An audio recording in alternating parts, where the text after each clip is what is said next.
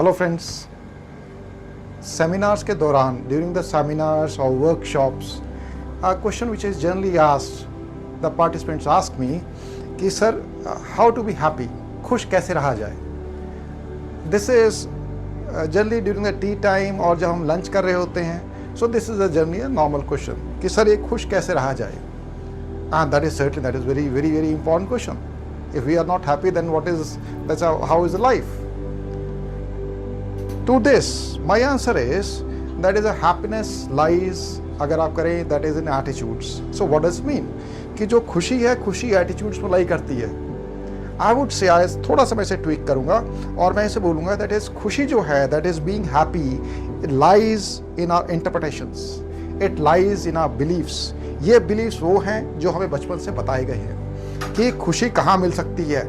अगर हम ज़्यादा सक्सेसफुल होंगे तो हम खुश रहेंगे, हमारे पास पैसा ज़्यादा होगा तो हमें खुशी मिलेगी। All these things they have been taught by the society, they have been taught by teachers, they are taught by parents, even these things they have been taught by the religion also. But still, then if that is the case, why so many successful people they are still unhappy?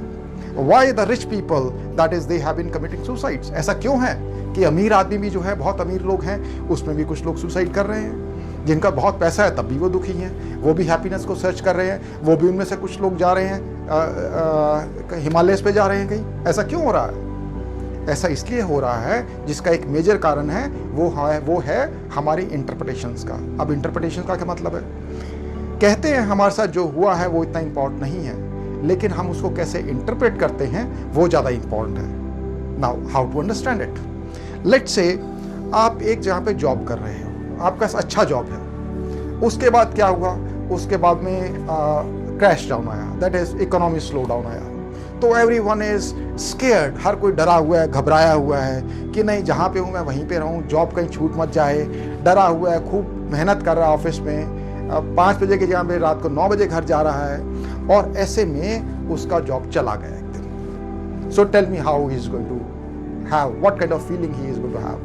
Obviously that is almost equal to a nervous breakdown। और ये होता है, असल में ऐसा होता है। अब ये हुआ जी, उसका ऑलमोस्ट नर्वस ब्रेकडाउन हो गया उस आदमी का जिसकी जॉब चली गई थी इतने बुरे टाइम में। क्या हुआ?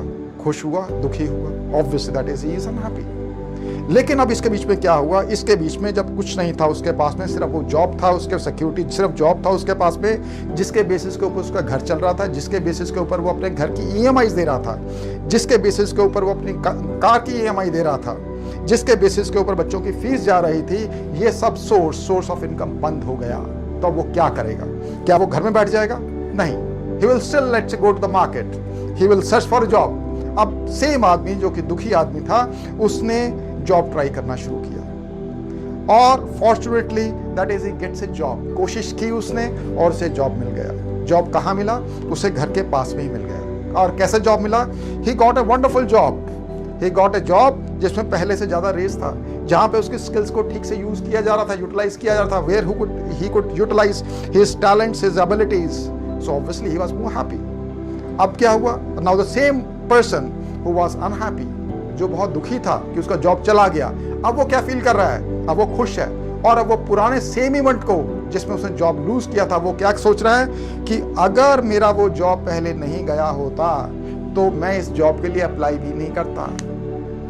सो आज की मैं खुश इसलिए हूं क्योंकि मेरा वो जॉब चला गया था, मेरे को वहां से निकाल दिया गया था, उसकी वजह से आज मेरे पास हैप्पीनेस है। So please understand now this comes for final point. Final point comes is, क्या कुछ इवेंट्स में जो उसके साथ हुआ उसमें कुछ चेंज हुआ? कोई चेंज नहीं हुआ। आज भी उसे उस जॉब से सेम कारण से निकाला गया है, उसमें कोई चेंज बदलाव नहीं आया है। लेकिन बदलाव किस में आया? बदलाव आया है उसकी इंटरप्रिटेशन में। उसने सेम इवेंट को कैसे इंटरप्रेट किया।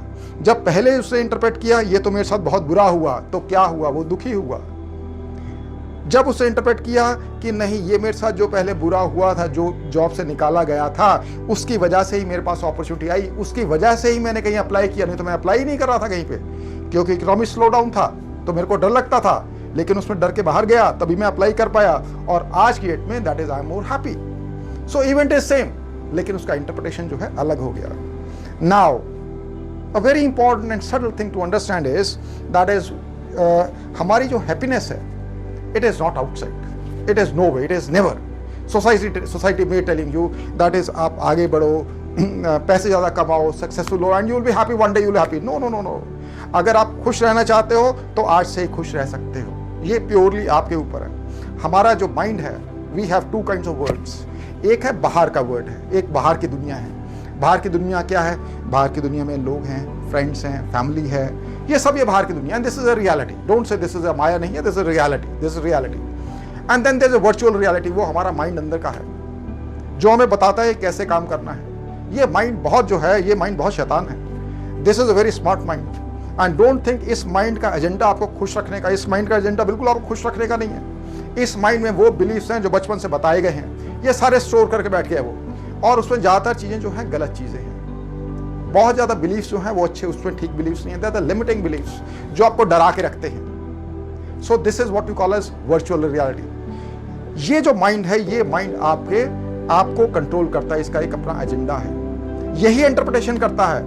अगर आपने इस माइंड को कंट्रोल करना सीख लिया, इस माइंड को समझ लिया, तो then your half the problems और other your major problems they are over. This is one wonderful, that's in spirituality if you talk about, there is a wonderful kind of a technique which in meditation which you call as vipassana.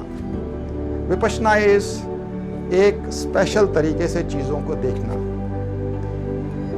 आप सोचना, एक चीज़ का ध्यान देना. अगर आपको कभी suppose गुस्सा आया, गुस्सा कहाँ पे आया? गुस्सा बाहर वाले के ऊपर आया. जो बाहर है उसके ऊपर गुस्सा है. उस गुस्सा करने से पहले आपको अपना नुकसान करना पड़ता है, पहले आपको खुद उबलना पड़ता है, और वो गुस्सा उसका बढ़ता जाए बढ़ता जाए बढ़ता जाए. So this is something which is happening outside.